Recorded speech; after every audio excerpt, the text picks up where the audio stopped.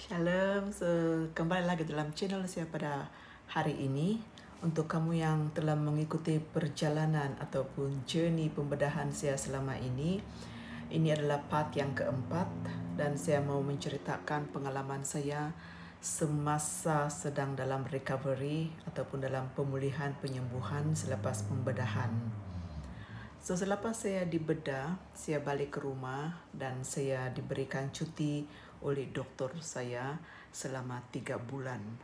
Jadi selama 3 bulan itu saya tidak pergi kemana-mana, saya hanya rehat dalam rumah sahaja dan pergerakan saya juga terkawal karena saya harus mempunyai rehat yang cukup supaya saya cepat pulih. Jadi dokter menasihatkan saya pada masa itu yaitu saya harus makan makanan yang lembut. Sebenarnya makanan yang keras tidak ada masalah, tapi yang penting adalah kita minum air yang cukup supaya kita membuang air besar dengan lawas, dengan senang. Sebab jika kita punya air besar itu keras dan kita terpaksa meneran dia, maka perut kita akan menjadi sakit, di mana itu berlaku kepada saya. Dan juga makan buah-buahan dan sayur-sayuran yang lebih banyak. Itu membantu supaya kita punya penghadaman itu lebih lancar dan tidak akan mendatangkan sakit kepada perut kita ataupun kepada luka itu semasa kita membuang air besar. Itu yang pertama. Dan elakkan makan makanan yang membuatkan luka itu gatal ataupun kita alergi kepada sesuatu, elakkan makan seperti itu. Nah, saya tidak tahu apa makanan yang membuatkan saya alergik sebab selama ini sebelum pembedahan saya tidak alergi kepada apa-apa makanan, jenis makanan, saya hanya alergi kepada habuk. Tapi dari segi makanan saya tidak alergi apa-apa. Tetapi semasa dalam proses penyembuhan itu, saya dapat mengalami di mana ketika saya makan ikan laut lah, ikan basung. Saya makan ikan basung dan saya merasa bekas luka itu kan, bekas di bedah itu gatal, sangat gatal. Dan lepas itu saya tidak lagi makan selama proses pemulihan itu. Satu lagi, 7 hari selepas pembedahan itu kita tidak boleh kena air. Maksudnya 1 minggu saya tidak mandi bersiram. Saya hanya mandi lap-lap sahaja. Jadi itu mengelakkan kita daripada terkena air, ya, sebab luka itu tidak boleh terkena air, sebab kalau kena air nanti dia lambat kering dan itu mungkin akan mendatangkan infection yang tidak baik lah. Jadi saya tidak mandi secara bersiram lah pada masa itu, saya hanya lap badan sahaja. Sebab itu luka itu cepat kering. Ya, selepas saya pergi jumpa dokter untuk review ke 7 harinya, dokter pun sahkan yang sudah kering dan dia buka. Dan seterusnya itu saya pun masih jaga dia, saya lap-lap dia sejak bila saya mandi, saya pastikan saya akan lap dia dengan sangat kering. Dan saya elakkan juga memakai pakaian yang ketat ataupun yang direct melekat di bahagian luka itu sepanjang beberapa minggu. Selama 3 bulan itu sebenarnya saya lebih banyak memakai pakaian yang longgar-longgar. Sebab saya sudah memang bersedia. Sebelum pembedahan saya sudah bersedia untuk pakai dress, semua dress yang saya ada itu adalah persediaan saya supaya tidak memakai pakaian yang ketat seperti seluar untuk menyentuh luka itu. Jadi itu membantu kita untuk cepat sembuhlah dari segi kering dari di luar itu. Tapi memang di dalam itu belum lagi sembuh sepenuhnya, belum kering sepenuhnya itu. Jadi dokter juga menasihatkan saya supaya saya tidak mengangkat berat pada masa itu dan tidak bersenam ataupun elakkan bergerak dengan cepat. Jadi semasa 3 bulan itu saya hanya bergerak dengan perlahan. Nah, apa yang akan kamu alami semasa pemulihan itu? Karena sebenarnya dia masih bengkak dan dia masih sakit. Luka itu masih sakit. Sampai sekarang pun saya masih rasa sakit lah kadang-kadang ya. Belum sampai setahun pembedahan saya itu. Jadi apabila kita bergerak dengan pantas, dia akan terasa sakit juga itu. Dan apabila kita mengangkat yang berat, dia memang rasa sakit sebab ada pressure dia ada tekanan dia. Jadi sepanjang 3 bulan itu saya tidak melakukan apa-apa aktiviti yang lasak-lasak lah, hanya dalam rumah sejak rehab lebih banyak. Tapi selepas 3 bulan saya mula berjalan lebih jauh. Kita perlu juga berjalan sebenarnya, kita perlu ada pergerakan juga secara perlahan-lahan itu untuk membantu supaya kita tidak sembelit. Kalau kita hanya baring saja, itu membuatkan badan kita itu tidak ada gerakan dan aliran darah itu tidak mengalir dengan lancar lah di badan kita. Jadi itu sepertinya digalakkan juga untuk bergerak, tapi bukan bergerak dengan cepat ataupun bukan lasak. Selepas 3 bulan, saya mula bersenam. Saya mula bersenam, tapi senaman saya itu ringan sahaja, yaitu jalan sekeliling kawasan rumah. Dan saya coba untuk jalan selama 2 hari.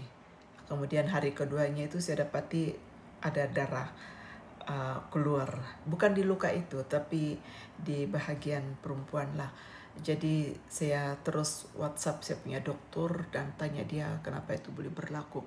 Sebab itu darah keluar seolah-olah seperti haid, sedangkan kita tidak ada haid sudah kan. Saya tidak ada haid sudah, karena selepas pembedahan itu memang setelah rahim itu dibuang maka tidak ada haid sudah. Ya, jadi bila dia ada darah keluar daripada itu, saya terkejut seperti kenapa saya tiba-tiba macam ada darah haid seperti kan. Jadi saya tanya dokter dan dokter kata itu normal. Itu memang normal, artinya di dalam itu belum kering lagi. Dan dia tanya saya, adakah kamu melakukan pergerakan yang agak lasak? So saya beritahu dia saya bersenam. Saya jalan kaki selama 2 hari sudah, dan ini yang berlaku. Dan dokter suruh saya pergi ke hospital untuk mengambil obat untuk menghentikan darah itu, dan ada beberapa antibiotik yang dia bagi dengan saya lah. Jadi saya makan obat dan juga antibiotik itu. Selepas itu dokter menasihatkan saya jangan dulu bergerak. Perlahan-lahan dulu, jangan dulu bersenam untuk sementara waktu ini, dia cakap. Jadi saya pun tidak bersenam selepas itu. And then saya tidak boleh angkat berat sebenarnya, tapi itu saya tidak dapat elakkan. Mau tidak mau saya terpaksa angkat berat. Sebab apa? Selepas 3 bulan pembedahan itu, saya mendapat notis untuk pindah balik ke Sabah. Jadi saya harus balik ke Thailand untuk pack barang saya, kemas barang saya secepat yang mungkin dan balik ke Sabah. Kenapa saya perlu balik dengan cepat? Karena visa saya habis pada 31 hari bulan 10. Oleh sebab itu sebelum bulan 11 tahun lalu 2022 saya sudah harus ada di Sabah. Artinya hari terakhir saya di Thailand adalah hari terakhir visa saya itu valid. Oke. Jadi saya kena balik di Thailand pada bulan 9. Oke, saya dibawa pada bulan 678. Oke. So, bulan 9 itu saya kena balik di Thailand untuk kemas barang saya. Dan disitulah saya tidak dapat mengelak untuk angkat berat. Mengapa? Karena yalah, saya di Thailand 12 tahun lebih. Dan barang-barang saya agak banyak juga. Dan saya harus pack 1 orang dalam masa yang paling cepat seboleh-bolehnya. Karena saya harus balik ke Sabah pada bulan 10.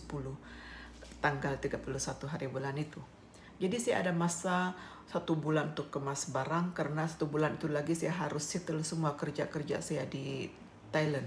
Sebenarnya tidak sampai 1 bulan setelah kerja saya di sana, sebab saya balik ke Thailand pada 14 hari bulan 9. Jadi sepanjang bulan 9 itu saya settle semua kerja saya di sana supaya saya pindah dalam keadaan yang settle beres semua. Jadi bulan 10 itu saya ada 1 bulan itu untuk kemas barang, dan sebab itu saya tidak dapat elakkan daripada angkat berat karena buku saya itu banyak.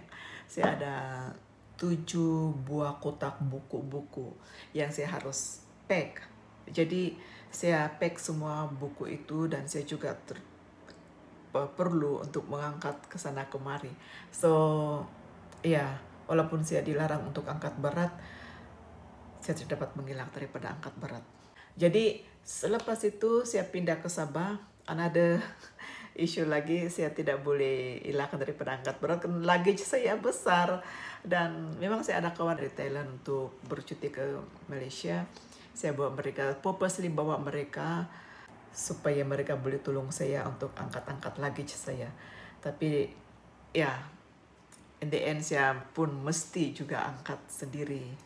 Ya, so sebab itu angkat berat itu saya tidak dapat elakkan dalam masa baru 4 bulan itu sebenarnya. Jadi ya, saya terpaksa. Saya sangat berhati-hati, tapi saya terpaksa, no choice. Jadi saya balik di sini dan continue for recovering, sebab sebenarnya saya masih under recovering sekarang, belum sampai setahun pun. Tapi kan saya ini new house juga, saya kena buat apa yang perlu juga lah. Sebab itu tidak dapat dielakkan. Ya, what to do. Oke, so itu yang berlaku selama beberapa bulan selepas saya dibedah. Tapi sekarang saya sudah mulai bersenam. Maksud saya boleh buat rutin workout saya dalam rumah. Cuma saya masih buat dia secara perlahan-lahan karena saya tidak pasti sama ada karena saya lama tidak bersenam menyebabkan apabila saya bersenam saya ada rasa sakit, ataupun karena saya belum lagi pulih sepenuhnya, sebab itu bila saya bersenam dia sakit. Saya tidak pasti. Kadang-kadang saya keliru. Ini sakit karena saya belum sembuh ataupun sakit karena saya bersenam. Ya, jadi saya masih meneruskan senaman saya. Sekali-sekala bila saya rasa sakit, saya berhenti untuk 1-2 hari, begitu kemudian saya sambung lagi. Tapi saya buat secara perlahan-lahan dan juga agak ringan, tidak terlalu berat seperti biasanya saya lakukan. Jadi ya, saya sudah boleh bersenam dan saya tidak ada masalah sembelit. Cuma badan saya masih kurang air lagi. Bila saya cek, saya sangat kurang air. So saya sebenarnya perlu minum air banyak. Minum dulu.